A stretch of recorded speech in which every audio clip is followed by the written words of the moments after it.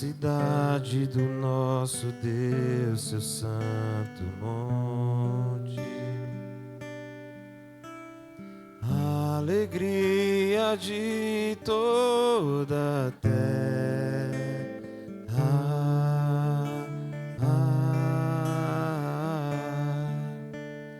Grande é o Senhor em que nós temos a vitória, que nos ajuda contra o inimigo. Por isso diante dele, diga: por isso diante dele nos prostramos, adoramos, queremos o teu nome engrandecer e agradecer-te por tua obra em nossas vidas. Confiamos em teu infinito amor, pois só tu és o Deus eterno sobre toda a terra e céu. Diga: queremos o teu nome engrandecer. Foi para isso que você veio. Queremos o teu nome engrandecer e agradecer-te por tua obra em nossas vidas. Confiamos em teu infinito amor, amor, pois só tu és o Deus eterno sobre toda a terra e céu. Aleluia, Jesus.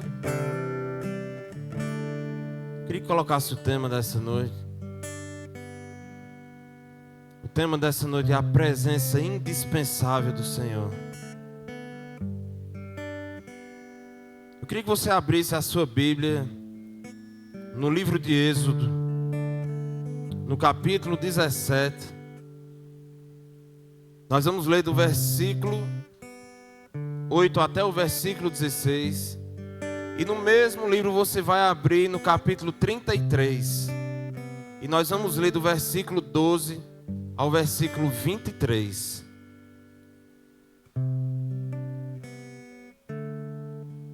Aleluia.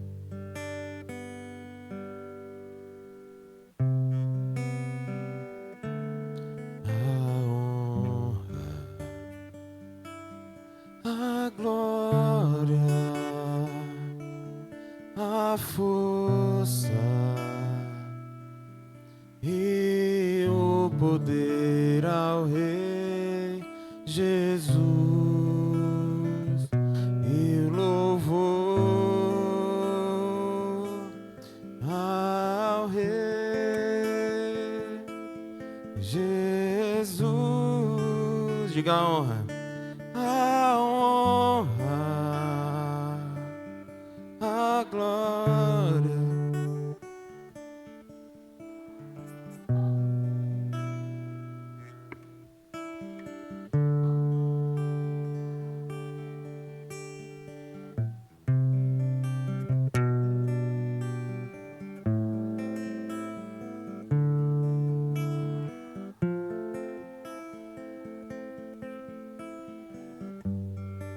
Feche seus olhos. Senhor Deus e Pai,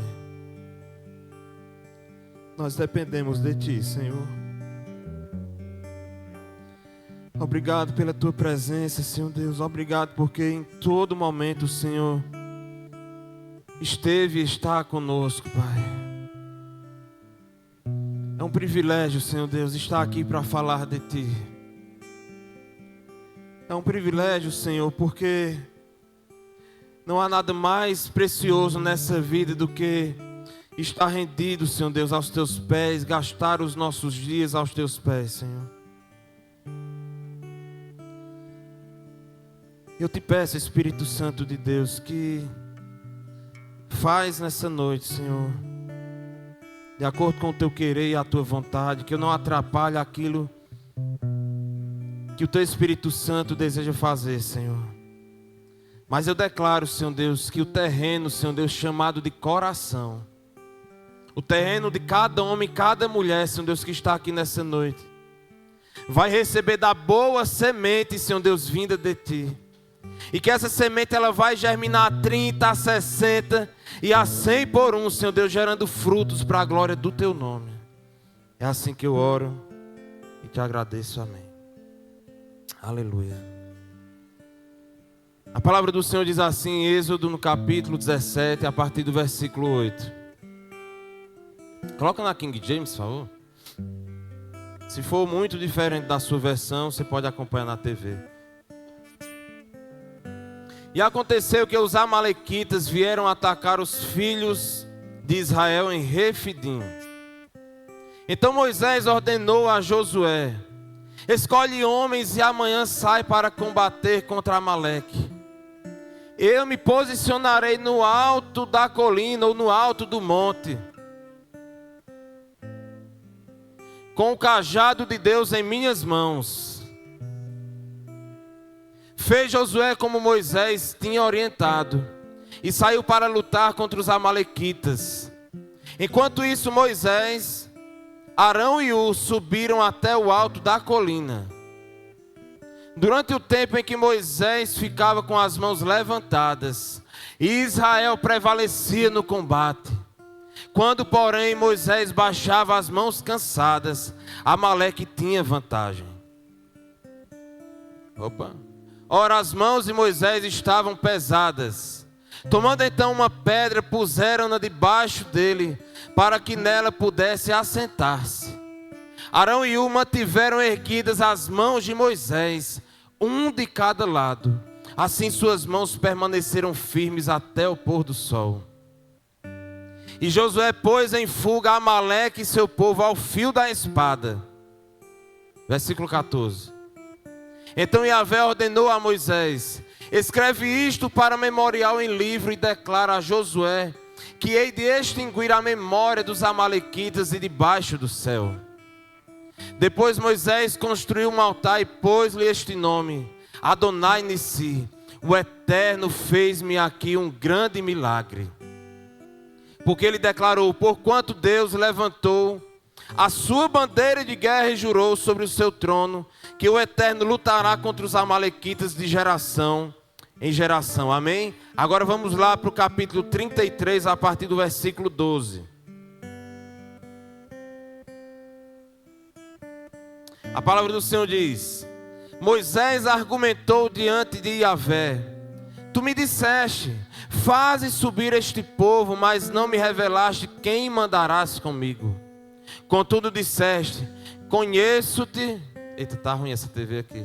Vou ler nessa aqui mesmo. Conheço-te pelo nome e encontraste graça aos meus olhos.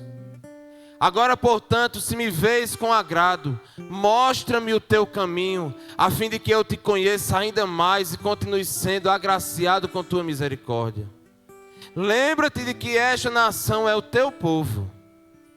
Ao que Yahvé lhe respondeu: eu pessoalmente irei e te darei descanso.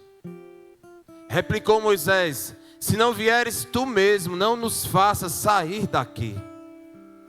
Como se saberá que eu e o teu povo poderemos contar com o teu benefício se não nos acompanhares? Quem mais poderia distinguir-me e a teu povo de todos os demais povos sobre a face da terra? Então Yahvé declarou a Moisés: farei ainda o que me pede, porquanto verdadeiramente tenho me agradado de ti e conheço-te pelo nome. Moisés então suplicou a Yahvé: rogo-te que me reveles a tua glória. E o Senhor orientou: farei passar diante de ti toda a minha benevolência, e diante de ti proclamarei o meu nome, Yahvé o Senhor. Terei misericórdia de quem eu decidi ter misericórdia, e terei compaixão de quem eu desejar ter compaixão. E acrescentou: não poderás ver a minha face, porque o ser humano não pode ver-me e permanecer vivo. E concluiu o Senhor: eis aqui um bom lugar junto a mim, põe-te sobre a rocha. Quando passar a minha glória, eu te colocarei em uma fenda da rocha e te cobrirei com a palma da mão, até que eu tenha passado. Amém? Glória a Deus. Depois tirarei a palma da mão e me verás pelas costas. Minha face, todavia, não se poderá ver. Amém? Glória a Deus. Aplauda ao Senhor, meu irmão. Aleluia.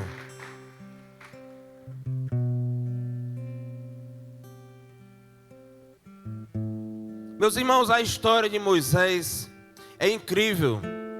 E nessa noite eu sei que você já conhece Moisés, você até já assistiu a novela todinha de Moisés lá na Record, né? Mas antes de nós nascermos, Deus já é conhecedor de toda a nossa história.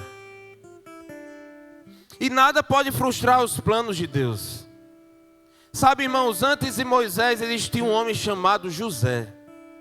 Você também conhece, você assistiu a novela José do Egito.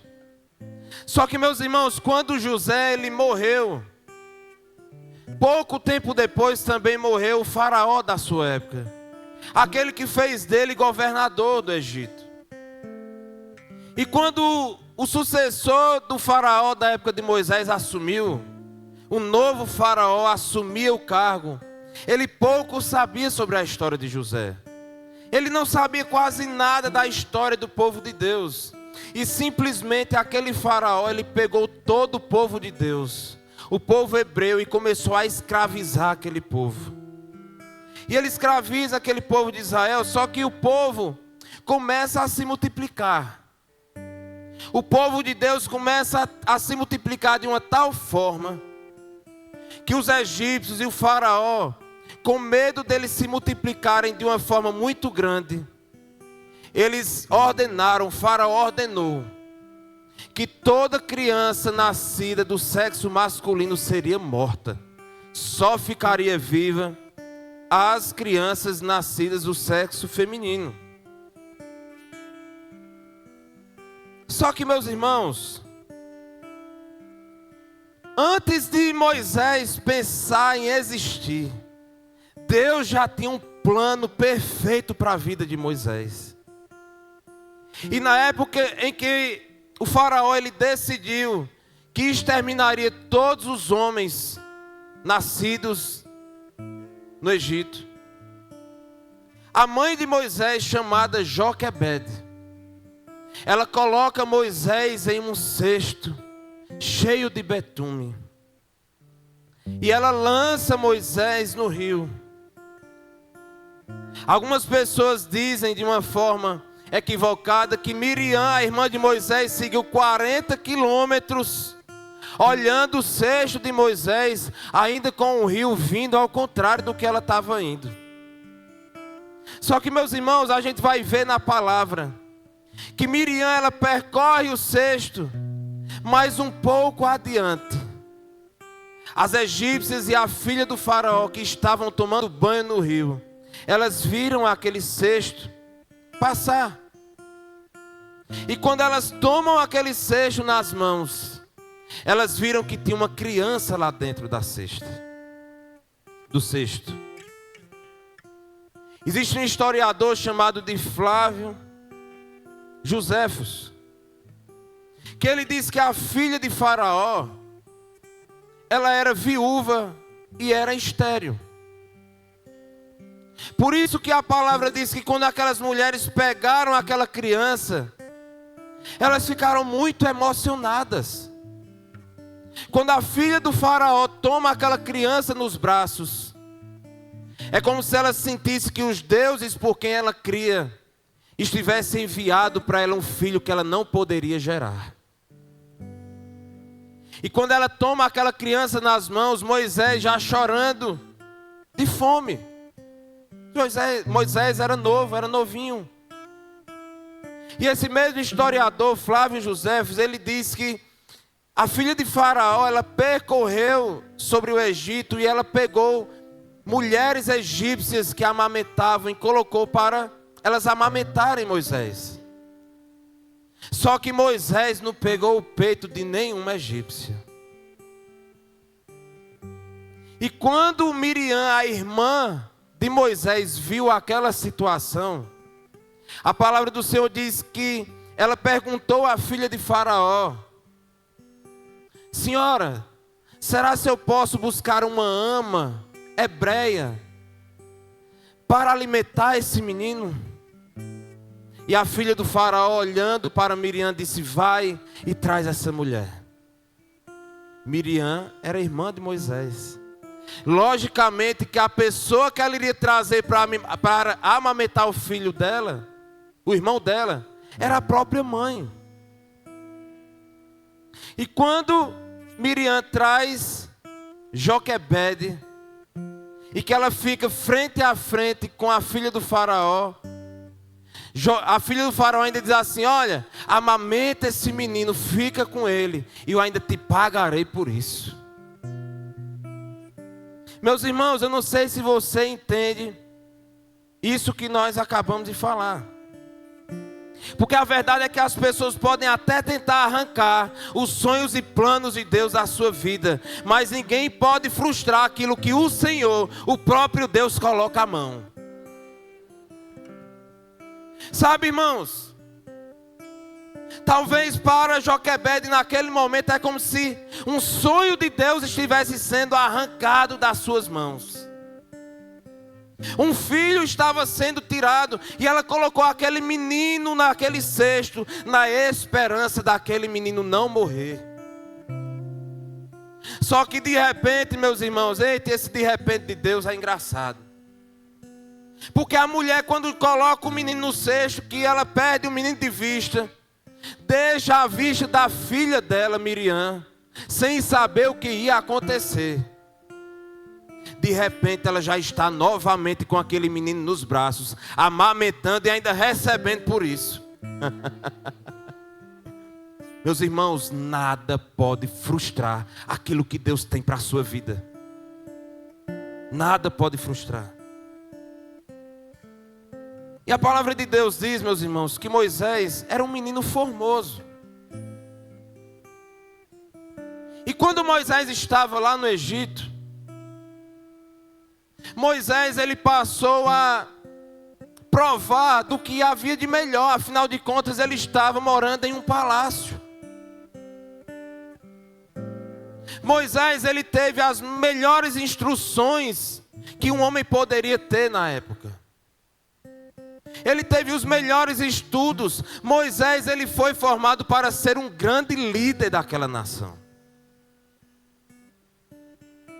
Moisés, ele tinha tudo que você puder imaginar para ele ser um grande homem. Só que Deus, meus irmãos, tinha outros planos para Moisés. Sabe, irmãos, Moisés foi morar em um lugar onde não era o lugar de origem dele. Talvez se Moisés fosse outro homem, dissesse assim: que sorte a minha, estar morando hoje em um palácio, onde a minha família hoje passa sofrimento lá fora. Olha o que Deus fez na minha vida. Irmãos, eu não sei quais são os planos e projetos que você tem para a sua vida. Eu não sei se você tem plano de ser um grande empresário, uma grande empresária, um médico de renome, um bom dentista, um advogado de reconhecimento, um criminalista. Mas, meus irmãos, independente dos planos que Moisés tinha, ou então que traçaram para a vida dele, Deus tinha outros planos para Moisés. E o plano que Deus tinha para Moisés, meus irmãos, era que Moisés seria o libertador do povo dele. E quando Moisés estava lá no palácio, ele viu uma confusão entre um egípcio e um hebreu.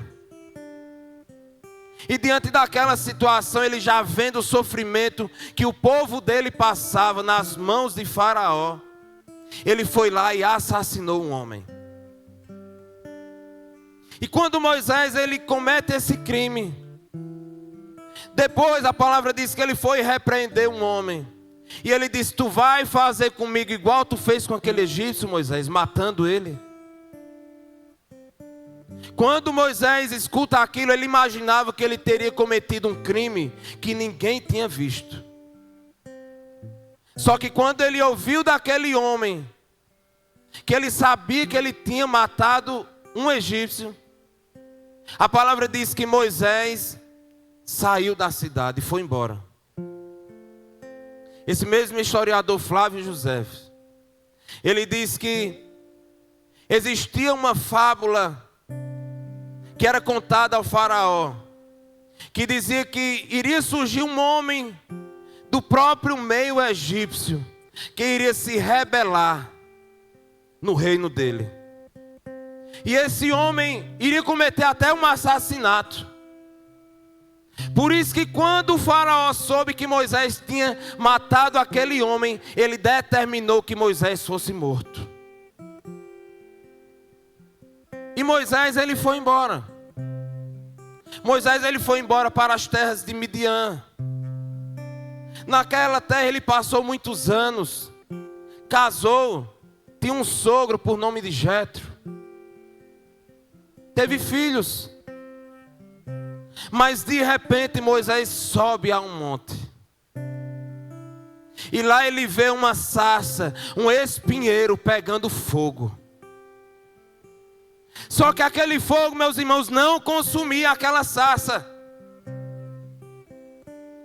E ali começou a trajetória de Moisés com o Senhor, de intimidade, estando face a face, sem ver a face de Deus. Porque ele não podia ver a face do Senhor.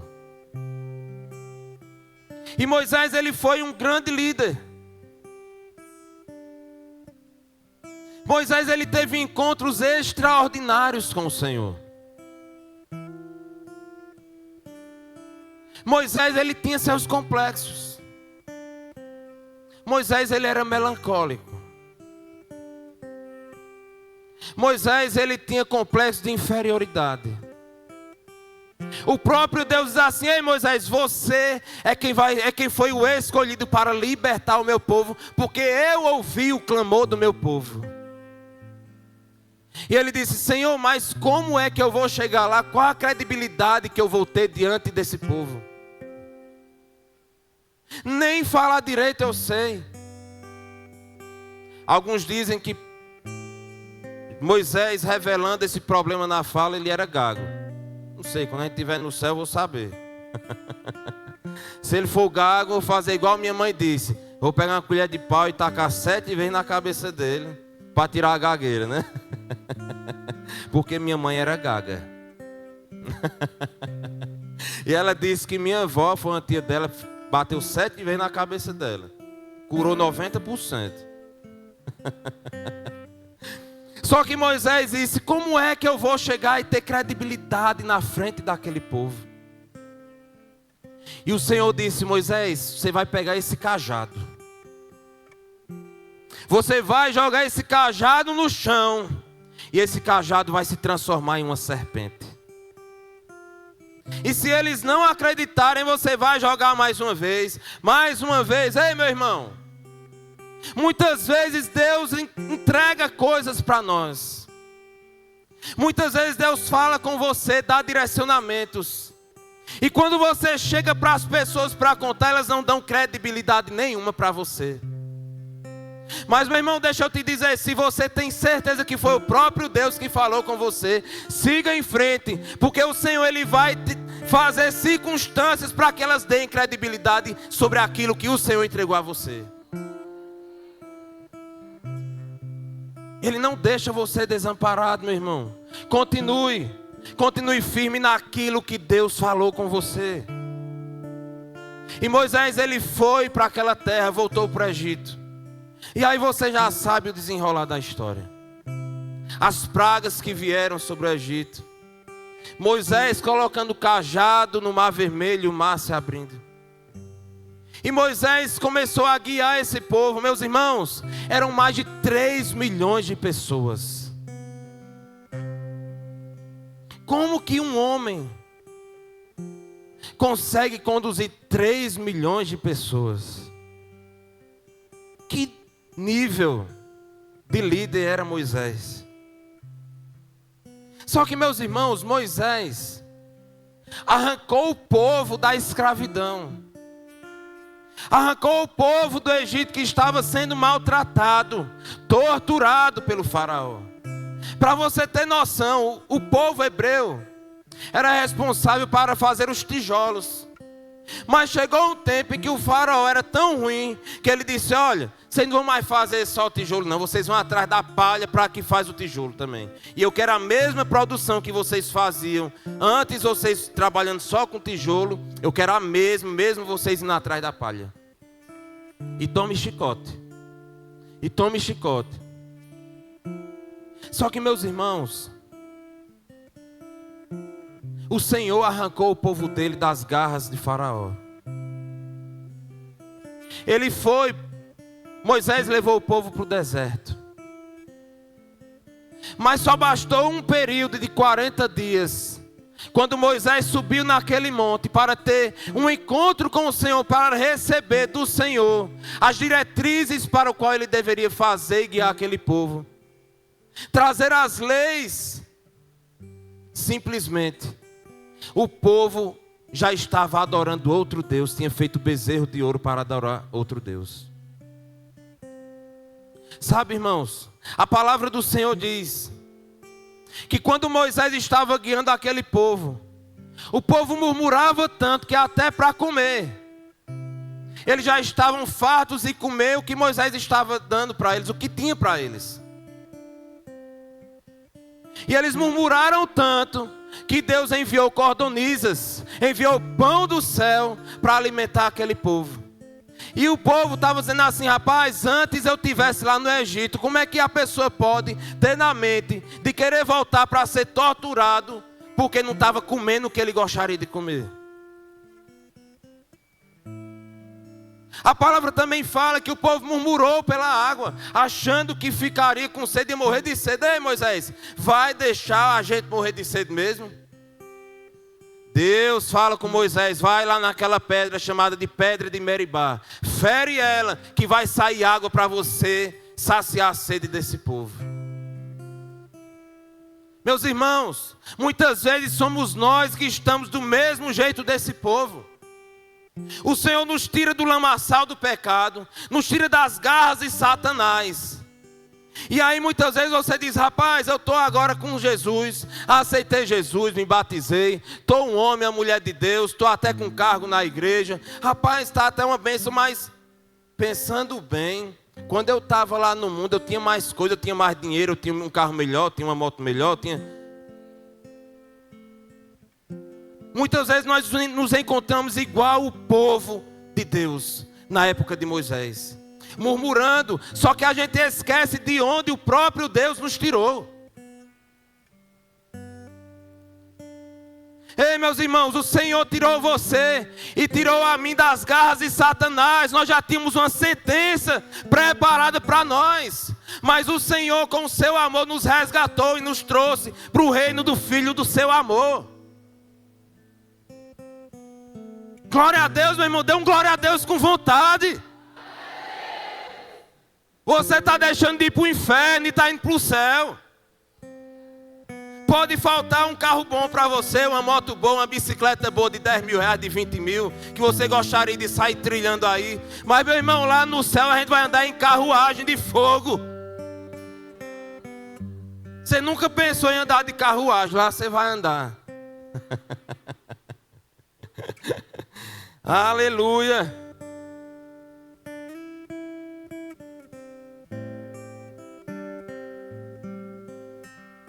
Moisés, meus irmãos, Moisés tinha suas limitações.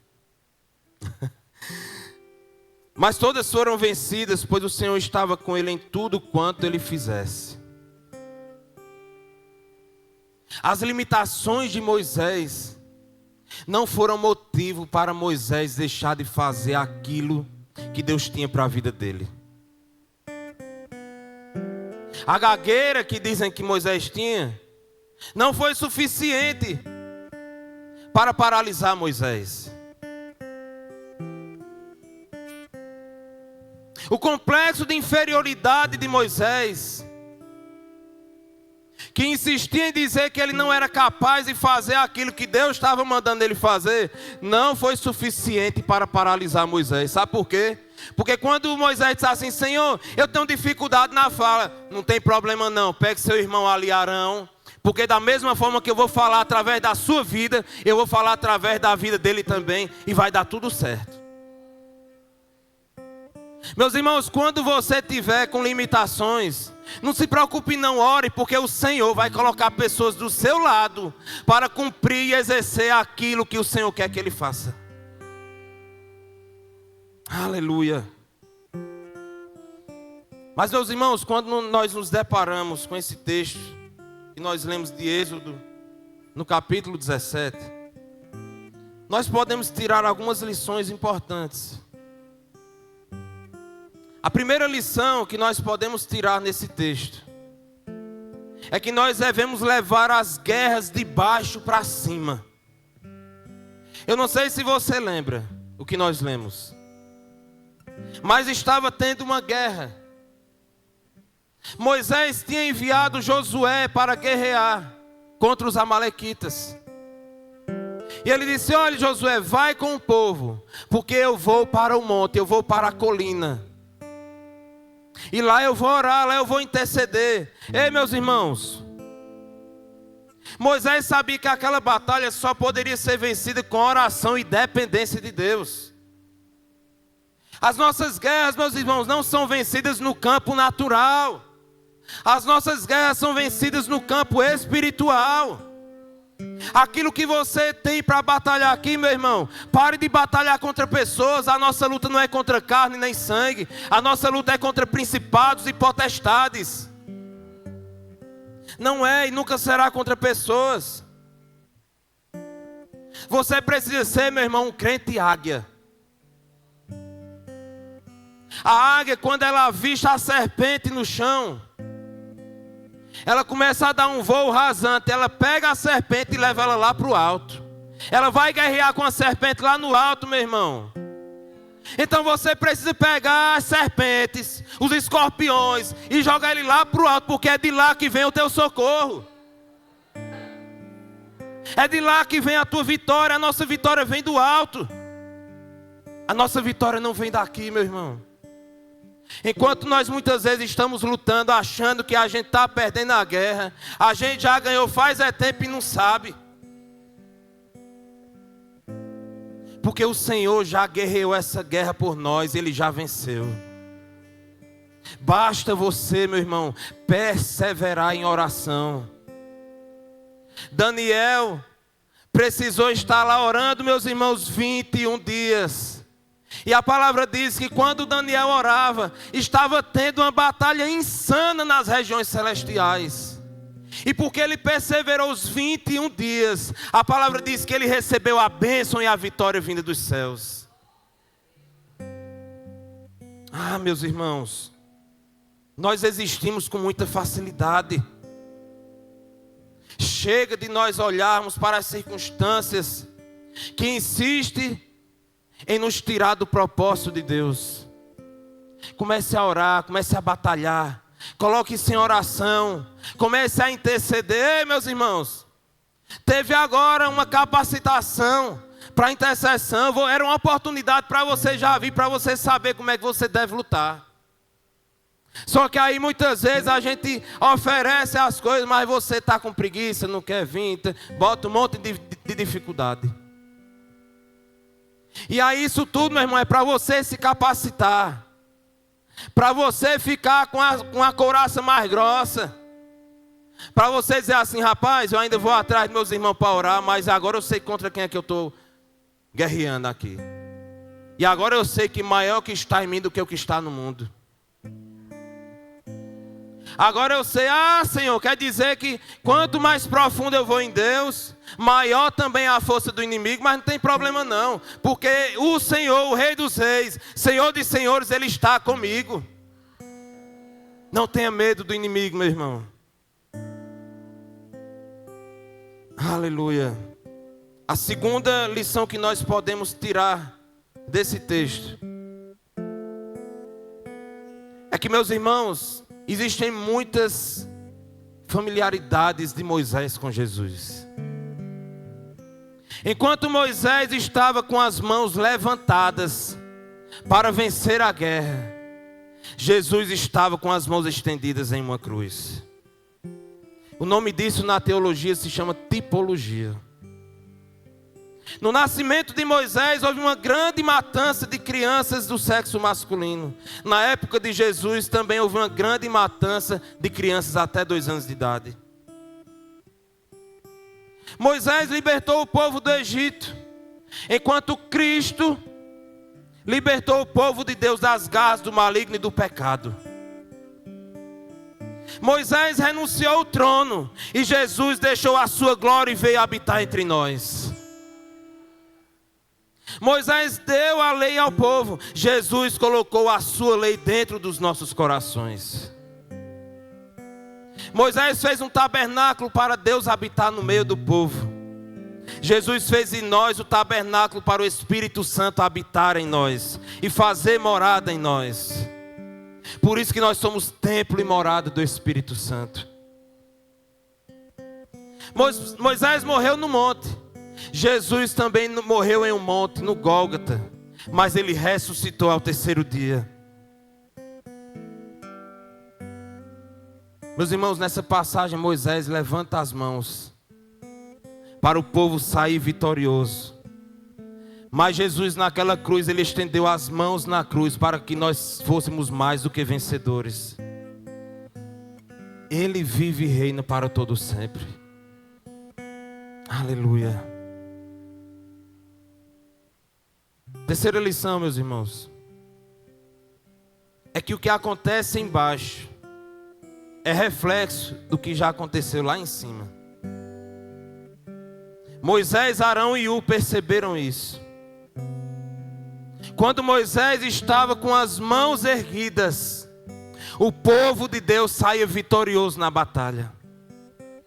Mas quando Moisés, com as suas mãos cansadas, ele baixava suas mãos, o povo de Deus começava a perder a batalha. Ei, meus irmãos, não baixe as suas mãos, porque o próprio Deus vai enviar para você um Arão e um Ur para ficar levantando as suas mãos. Você não vai perder essa guerra, porque até se for preciso colocarem uma pedra para você sentar, eles vão colocar uma pedra e vão continuar pegando na sua mão. Meus irmãos, assim é na nossa vida. A nossa vitória vem de cima. Deus é o autor da nossa vitória, das nossas conquistas. Lá no Salmo 115, versículo 1 diz: não a nós, Senhor, nenhuma glória a nós, mas sim ao Teu nome, ao Teu amor e à Tua fidelidade. Os céus, meus irmãos, faz o que o dinheiro e o que eu e você não podemos fazer. Deus nos faz andar em lugares altos. Aleluia. Glória a Deus. A quarta lição que nós temos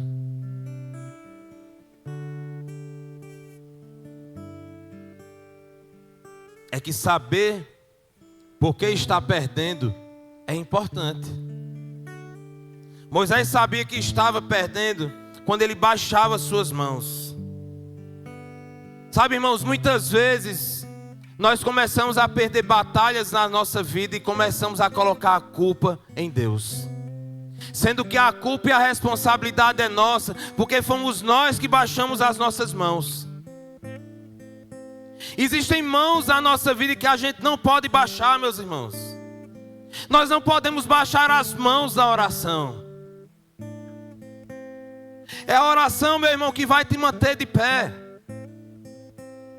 É a oração que vai fazer você vencer as batalhas. É a oração que vai deixar você mais forte, para você seguir em frente e você perseverar até o fim. Ah, pastor, eu leio a Bíblia todo dia, mas eu não tiro 1 minuto para orar. Está errado. A letra mata, mas o Espírito é quem vivifica.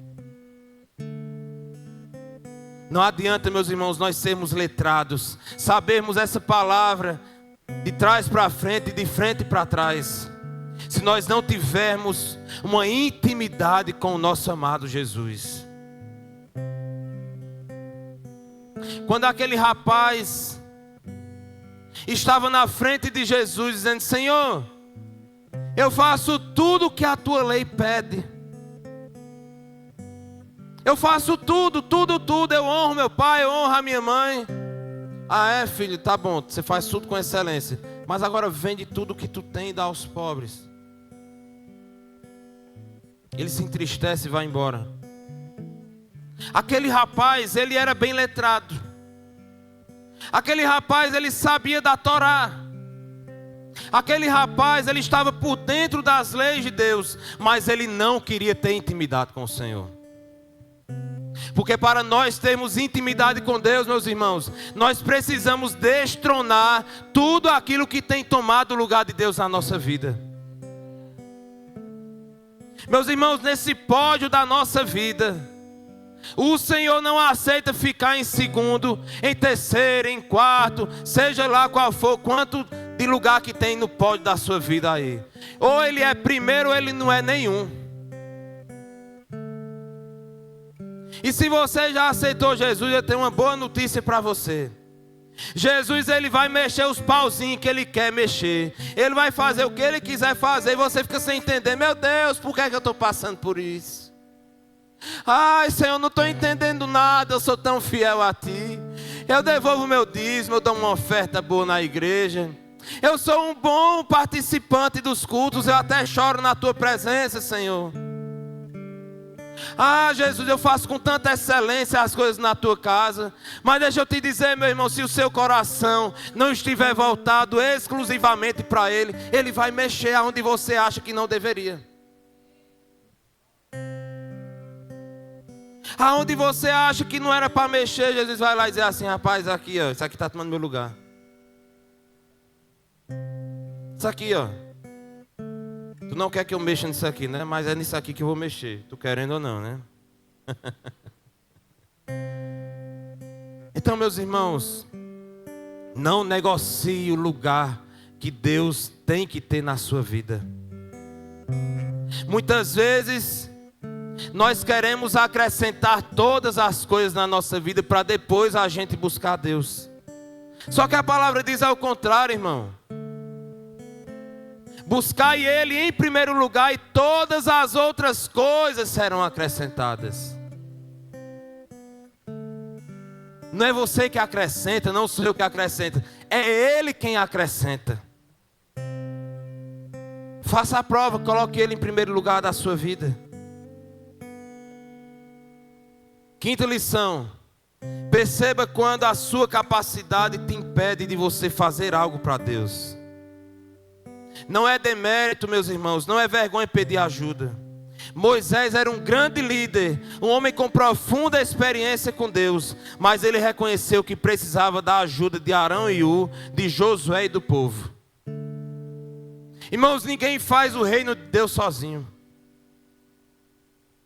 Quando Jesus veio para essa terra, se fosse para trabalhar com uma pessoa só, Ele não tinha chamado 12. E Ele não tinha pedido para que esses 12 fizessem mais e mais discípulos. E às vezes você quer seguir no reino de Deus cheio de limitações e não quer a ajuda de ninguém. Você acha que é só do seu jeito. Ah, eu vou fazer. Se ninguém quer, eu vou fazer. E muitas vezes você acaba se frustrando na obra, irmão. Porque trabalhar sozinho é complicado, é difícil. O reino ele é coletivo. O reino ele é de comunhão. O reino ele é de unidade. O reino não é feito. O reino ele não é conquistado. Saiba, meu irmão, que a mesma guerra que você milita é a mesma guerra que eu também milito. Nós militamos a mesma causa. Não é porque eu sou pastor. Você pode ser um diácono, uma diaconisa, ou talvez você esteja aqui frequentando, um membro da igreja. Mas a mesma causa que eu tenho militado todos os dias é a mesma causa que você também tem militado. Eu não sou melhor do que você. Você não é melhor do que eu. Nós temos a mesma importância no corpo de Cristo. a mesma importância. Às vezes você pode se achar o dedo mindinho do pé no corpo de Cristo. Mas deixa eu te dizer, se você sair da sua posição, o dedo mindinho é importante para o equilíbrio. Se você sair do corpo de Cristo, talvez o corpo comece a ficar um pouco desequilibrado. Então você é importante sim no reino de Deus. Não deixe que o inimigo queira vir com sofismas e mentiras sobre a sua vida e de quem você é. Sabe, irmãos, as pessoas podem até querer rotular você, mas quando você sabe quem você é em Deus, não importa o que elas digam, o que elas pensem, o que elas falem, porque você tem a sua identidade formada em Deus. Você diz: Senhor, eu sei quem eu sou em Ti, e eu sei que o homem vê o exterior, mas o Senhor vê o coração, e o Senhor está vendo o meu coração. Então para mim isso basta. Para mim isso basta. Isso tem que bastar para você, meu irmão. Chega de você ser conduzido na sua vida por aquilo que as pessoas pensam e falam de você. Não se paralise, meus irmãos, com as opiniões alheias. Nós vivemos em um mundo hoje em que é difícil nós termos pessoas ao nosso lado que queiram ver o nosso crescimento, o nosso desenvolvimento em Deus. Infelizmente o reino de Deus hoje está numa competição. Nós não estamos competindo, meus irmãos, com a Lagoinha. Nós não estamos competindo com a Religare. Nós não estamos competindo com a Mensagem de Fé, com a Assembleia de Deus, com a Batista. Não, meus irmãos, nós fazemos parte do mesmo corpo, que seguiremos rumo ao prêmio da soberana vocação que está em Cristo Jesus. É tudo por um único reino, um único propósito, meus irmãos.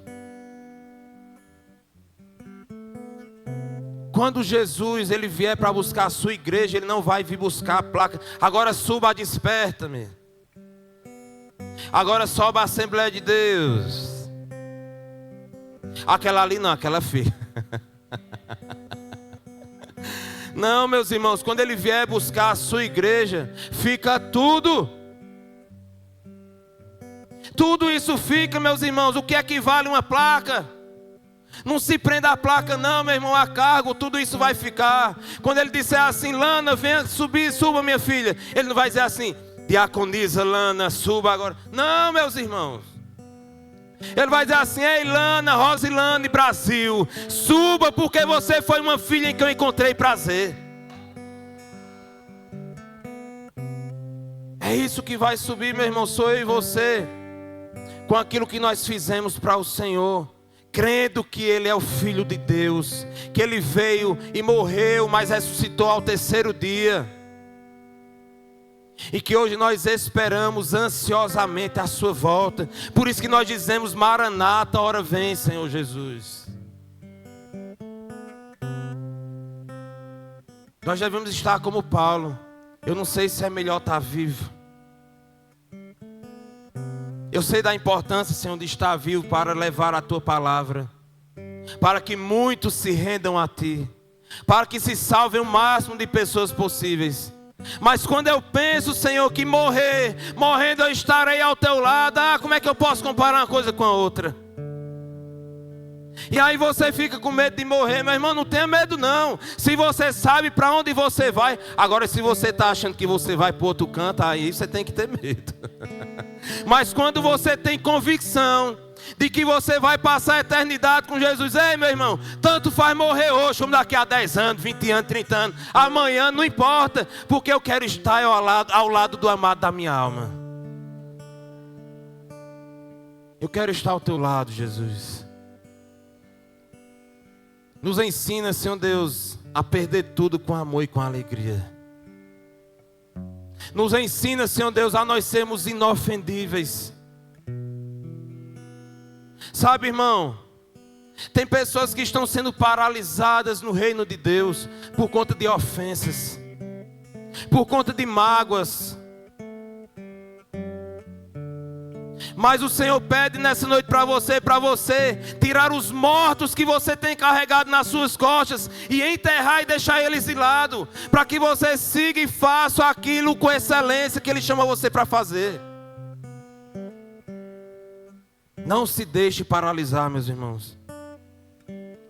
E a última lição que nós temos está lá no capítulo 33. Moisés deveria seguir adiante com o povo,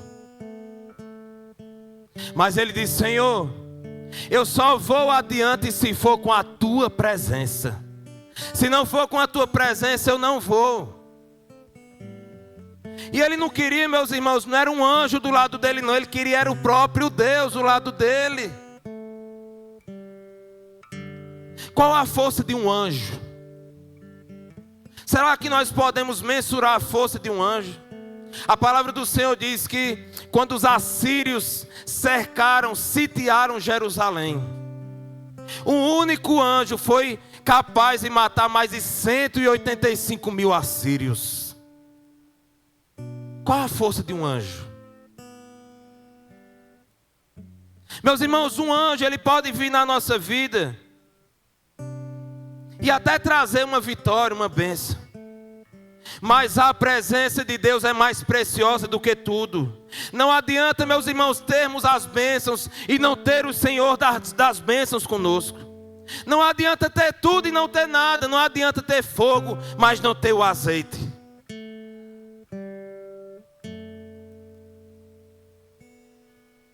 Não adianta.